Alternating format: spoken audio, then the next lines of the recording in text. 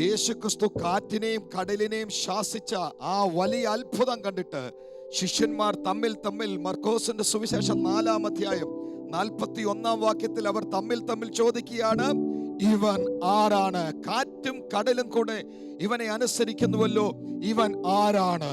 ഇന്ന് പകൽ യേശു ക്രിസ്തുവിനെ അറിഞ്ഞ സത്യകൃപയിലേക്ക് വന്ന ജീവൻ അനുഭവിക്കുന്ന ദൈവമക്കൾക്ക് ഇന്ന് പകൽ അവൻ ആരാണെന്ന് പറയാൻ കഴിയട്ടെ. ദൈവത്തിന്റെ വചനം തന്നെ ഈ യേശുവിനെ പറ്റി പറയുന്നു.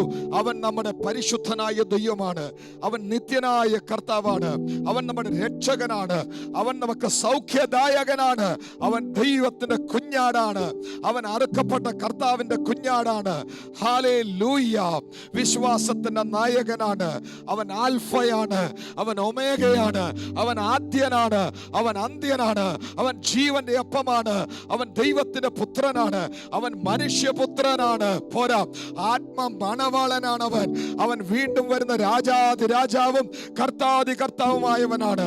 അവൻ ജീവന്റെ അപ്പമാകുന്നു, അവൻ മൂലക്കല്ലാണ്, അവൻ വിശ്വസ്തനായ ദൈവമാണ്, അവൻ നീതിമാനാണ്, അവൻ നല്ല ഇടയനാണ്, അവൻ ന്യായാധിപതിയാണ്.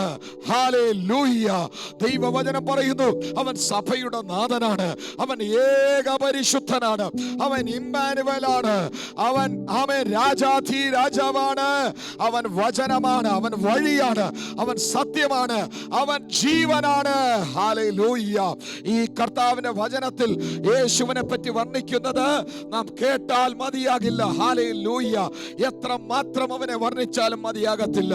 അവൻ നമ്മുടെ ആത്മ മണവാളനാണ്, അവൻ നമുക്ക് പകരം യാഗമായി തീർന്നവനാണ്. ഇന്ന് പകൽ ശിഷ്യന്മാരുടെ ചോദ്യത്തിന് നമുക്ക് മറുപടി പറയണം, അവൻ നമ്മുടെ സകലതുമാണ്.